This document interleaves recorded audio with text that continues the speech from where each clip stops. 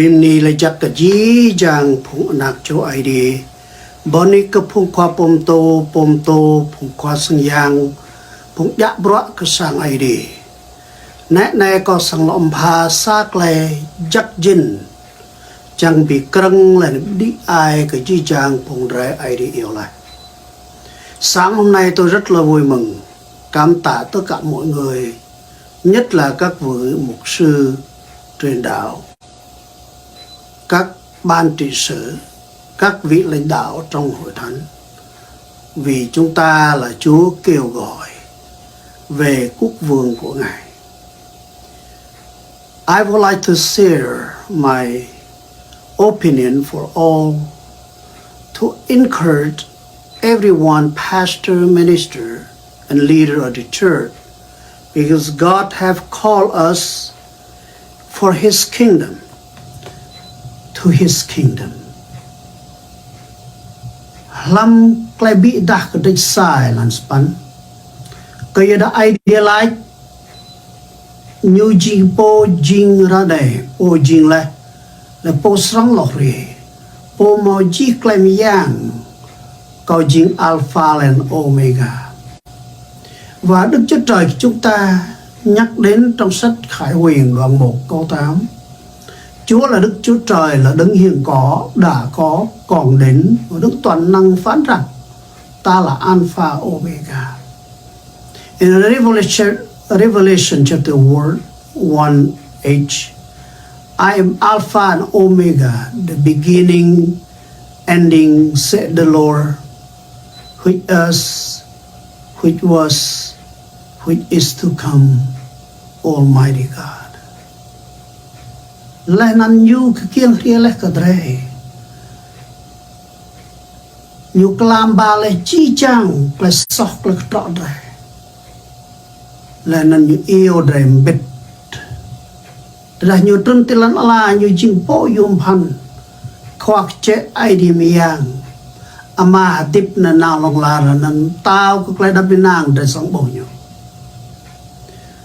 Và Ngài đã đến với chúng ta trên thế gian, đã sinh ra, thì con trai ấy, cái gọi là Chúa Giêsu, sẽ cai trị, sẽ là vác hết tất cả sự cai trị, sự nặng nề chúng ta trên thế gian này với Chúa ở trên trời. Ngài được xưng là đấng lạ lùng, đấng mưu luận, Đức Chúa Trời quyền năng, Cha đời đời, vua Chúa bình an. Ở trong vương quốc của Ngài, chúng ta sẽ gặp Chúa. And also Jesus Christ, the Lord, already come to us, to this world. And His government had we upon His shoulder. And His name should be called Wonderful Counselor, Mighty God, Eternal Father, Prince of Peace. He will govern His kingdom 1,000 years in peace in this world and everlasting life in new kingdom never end. Kaya na yun pan sa nak yung tayo. Có chẳng biết đi ai đi đâm mi du ai ô đâm ngắc cái idea đó ô cái là nhu gì sa cho khoa giang ai đi khắp cái đời lui đi mà.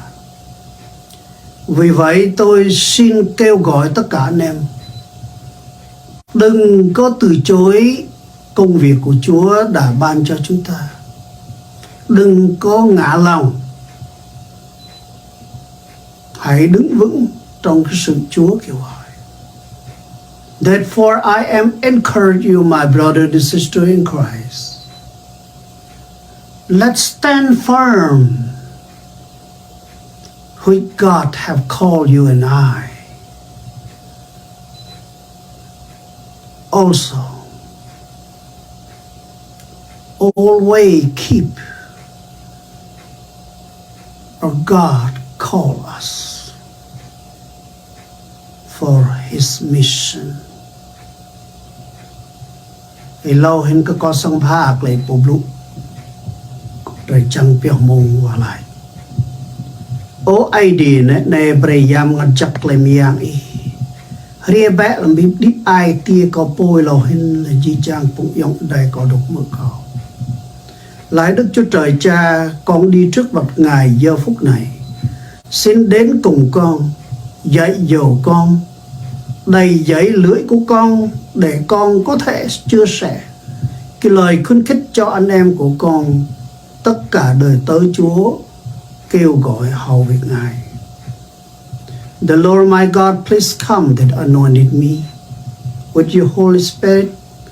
Clean my tongue and my heart so I can share the confidence that you have given to me to encourage my friend who is God called to your mission together to build your kingdom in the earth as it is in heaven. Cầu và lại chúng chị ai tiêu nạc yang Jesus Christ. Amen. Ở phục dụng đây làm ruồi cần hal tôi có bề để ít thao mà luôn ta lại lồng lăng cực lại ai đi yêu rồi anh em ơi, trong cái ngày tận thế chúng ta đang sống ngày hôm nay sẽ bao nhiêu sự thử thách đến cùng chúng ta, có thể và chúng ta có sự cám dỗ muốn từ chối Chúa hoặc là không muốn hầu việc Chúa nữa. And I would like remind you all, this is the end, close of the Jesus come to the world. And many temptations could be attract you, or distract you forever. Deceive you sometime that you have idea, I am so tired.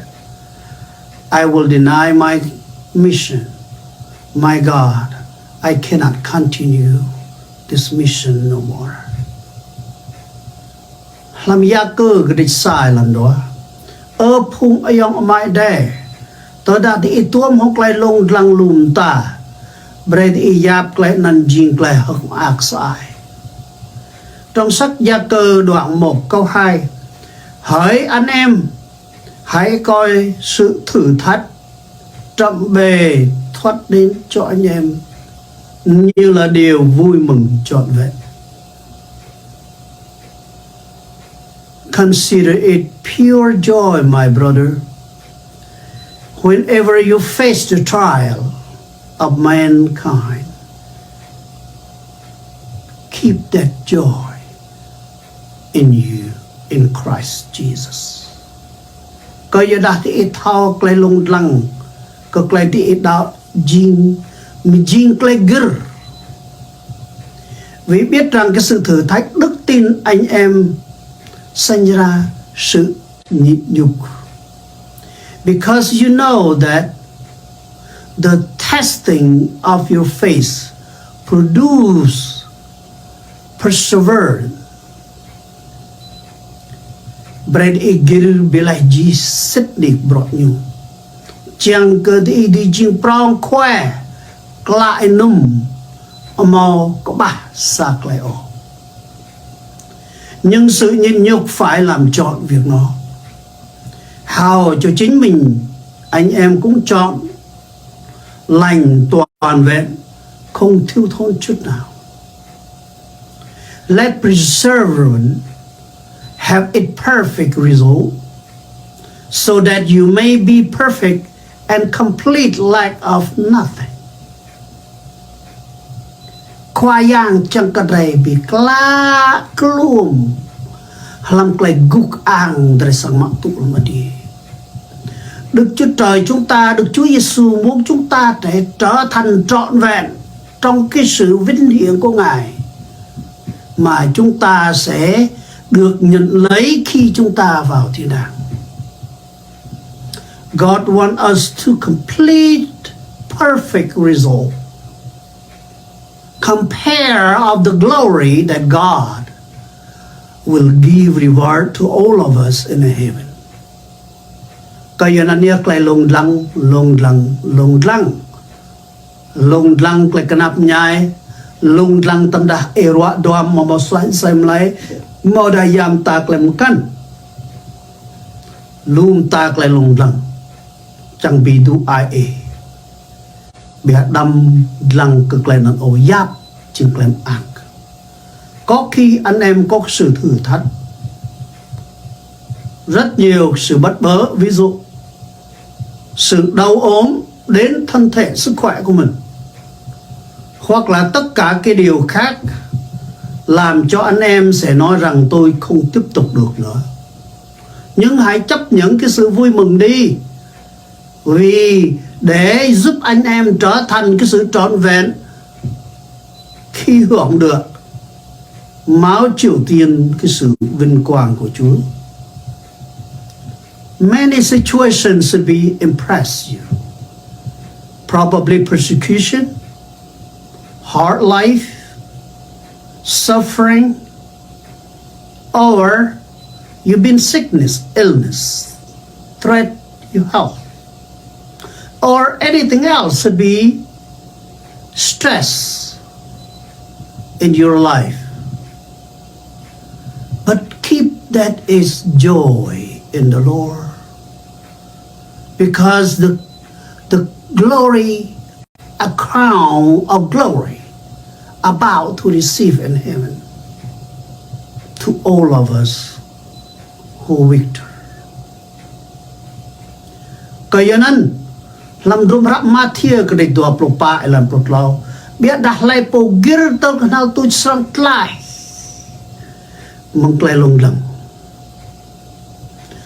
Nhưng trong Matthew đoạn 10 đoạn 24 câu 13, nhưng kẻ nào bền chí cho đến cuối cùng thì sẽ được cứu. Matthew chapter 24:13, but the one who stand firm to the end will be safe. Doam ta klay yung. Ta đã ngah ke khoyang. Ta đã ngah ke bro IDE. Yang chatnya sang rie bi ketlah he ber mengat Dan kadang sang gui. Kadang eluch mengat eluch. Có trường hợp cái sự thử thách, nếu anh em thì bắt đầu nói rằng là bây giờ tôi không có thể chịu nổi, cho nên tâm linh anh em phải xa cách với Chúa từ từ. Thân thể anh em sẽ gánh nặng bao nhiêu cái sự thử thách kia, cái sự khổ, đau ốm hay là cái gì khác nữa, nó không có bớt đâu, không có hết đâu. Cả tâm hồn, tâm linh của chúng ta càng ngày càng xa cách. Tinh thần chúng ta yếu đuối thì chúng ta sẽ mất đi. And I would like to remind you of that situation should be make you begin separate, attached soul in your body. And your body become a victim of that suffer of violation of persecution, harm, illness. Cannot make it better, no more. God away from you as well. Spirit attaches. Then your spirit of God will begin decline. Probably you lose both your spirit and your physical. Kaya nan labdum ra Matthew lại biết đặt lại po gir tập nào tôi sẵn lại. Vì vậy trong sách Matthew nói rằng nhưng kẻ nào bền chí cho đến cuối cùng thì sẽ được cứu. Therefore Matthew have written for us in 24:13, but the one who stand firm to the end will be saved. Làm cái một đập cái địch bạc bù đuổi lần xa. Nhưng ta David như lại xem xin snack. Khoai ăn sẽ si sa re lô rang ana bộ bắp hao cái nó sân mơ ngắt cầu mà hao cái idea. Như vậy vua David phấn khởi trong sách Thi Thiên, Kinh Thánh Thi Thiên 42 đoạn câu 1. Đức Chúa Trời ơi, linh hồn tôi mưa ướp Chúa, nhưng con nai cái thèm khát khe nữa. And the King of David have the best word to encourage all of us. As a deer pant for the water brook, so my soul pant for thee. O the Lord, my soul thirsts for God, for the living God.